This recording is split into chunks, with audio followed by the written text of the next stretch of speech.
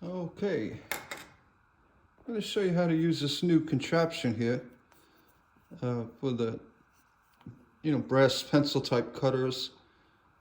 You just slide it in, tighten it up, and hold it like that. That's your grip. Get the top of the cutter just to rest on the open area of your palm. Whatever works for you best. I find it really does a lot for control, holding the cutter. So if you, and then you can take your other hand just to steady yourself, and then you can follow lines or do what you got to do. And again, the screw on this silver schnitz faces up. So if you're coming off the glass, you're not going to hit it with this area of the cutter. Right. I'm going to break it with my fingers just to show you a nice cut. Again, screw up, finger over the top in the area of your palm here. And you want to come in an angle like that. You want to be able to see the wheel, to see what you're cutting. And again, I mean, you could rest your hand however you want to rest it. You rest like that. Push here. You don't really have to push here. You have a lot of downward pressure available because of this tool. All right. Let me show you one more time. I'm just gonna hold my hand like just here, just a steady. And just like this. It's like you're holding. Say, all right, come here, hand. And you just you can come off it. You're not going to chip the end here. And then you could turn it around. You really don't need to do that. You get right on this side here. Just give it a snap. It'll come off.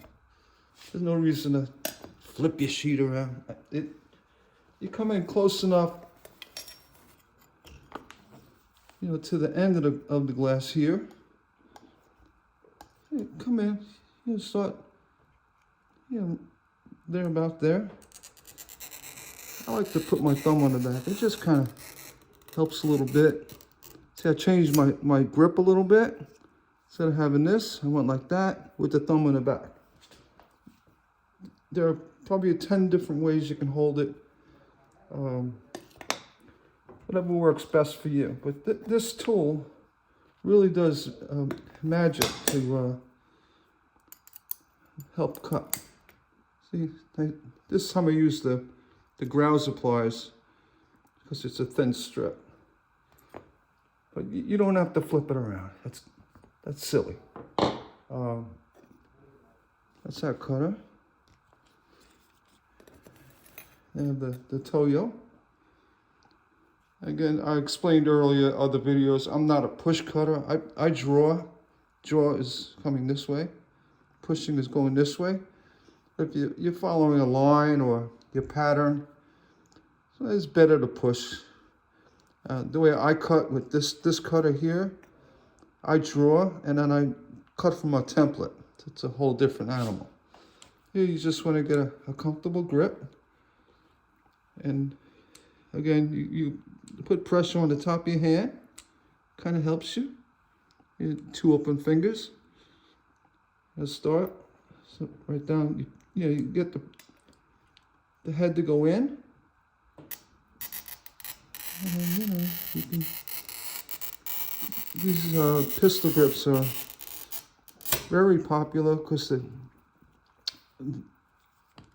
they're easy to hold. Let's see. There you go. I just put a little pressure. You got a little opaque glass here.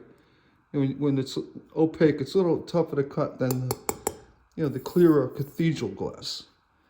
But that's the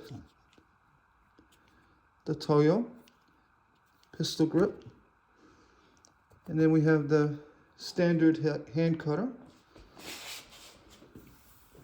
This is what I use, and you should always have a little oil nearby. 3-in-1 works fine.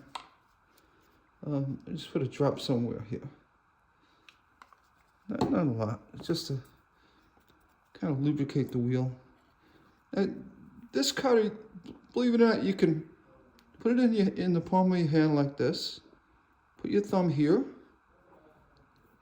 Wrap your hand around it. And use it to push as well.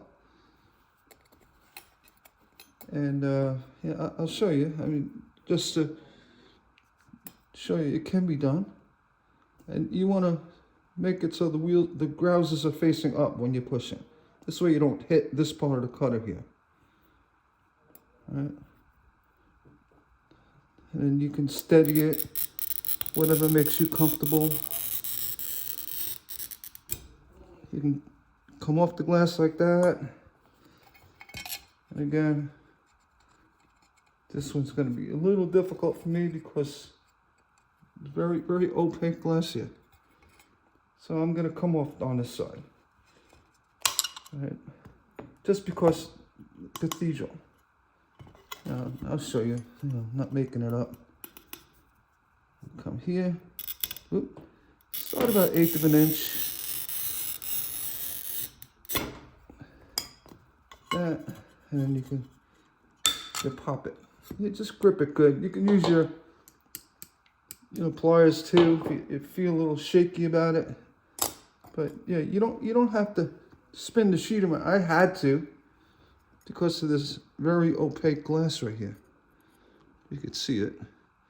And the denser glass, a little more difficult to break. Again, I forget the name of that. Excuse me, I forget the name of this handle tool, but I'll put it down in the comments below.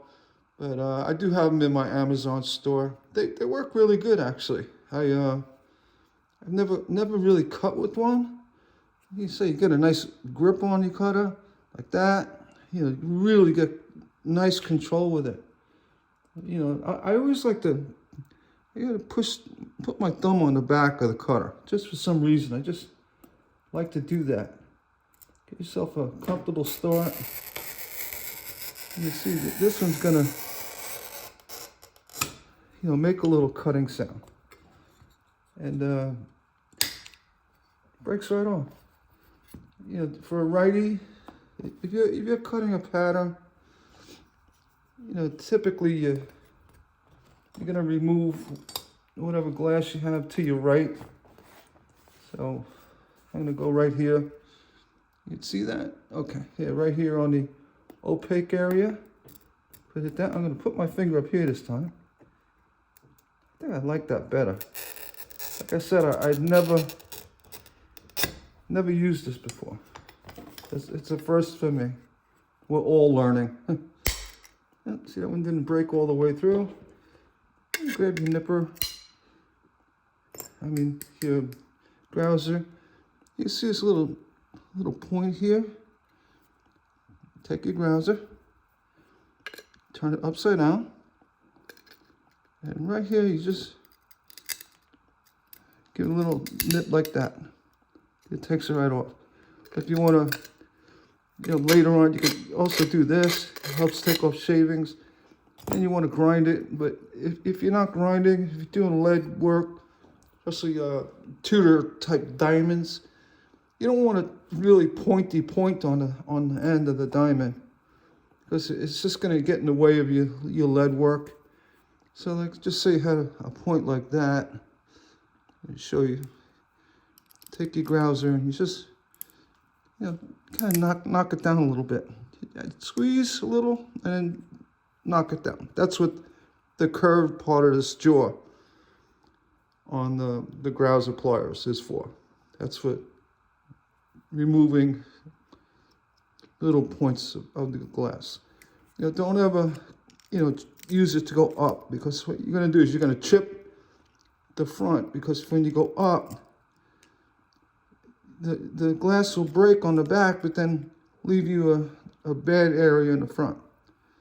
So in the back, typically, you know, you really don't want to chip hard, but it's just better to do. All right, so I just wanted to show you cutter, different cutters, and the way I cut. Take the glass cutter like this between the middle finger and the ring finger, thumb on the bottom. Now these grouses is going to be facing downward, index finger up here, and the middle finger, get me on camera, middle finger wrapped around the shank. And when I cut, make sure I got a nice roll. I'm cutting on a placemat. It's something I really want to do. See, again, I cut it on the wrong side. I should have showed you on this side. My apologies. Let's try that again. Being I'm a righty. Holding the cutter like this, you can do a lot of movement, turns and what have you. And there, I get pressure when I need it. I mean, as I'm going, I could tell if the glass is gonna give a little easier, or if it's not gonna break as easy as I want it to. Yeah, I can hear the score. I could, you know, regulate pressure as I go. So that's why I use a hand cutter. And as well, holding the cutter like this, you can easily see the wheel when you're standing off to the side. You can easily see it and follow any. If you have a pattern, you could follow the pattern quite easily. I mean, very easily, actually.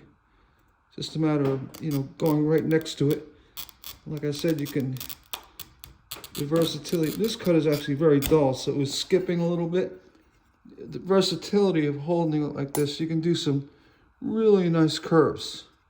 Whereas with a pencil or the other cutter, you have limitations because, you know, when you're cutting like that, your whole arm is doing like that. Where, I mean, you get it with your wrist, but with this cutter, it's more of a twist of the wrist. But this one's more of your whole body, of, you know, your wrist and your arm is moving. So you can. I'm going to go without the added help.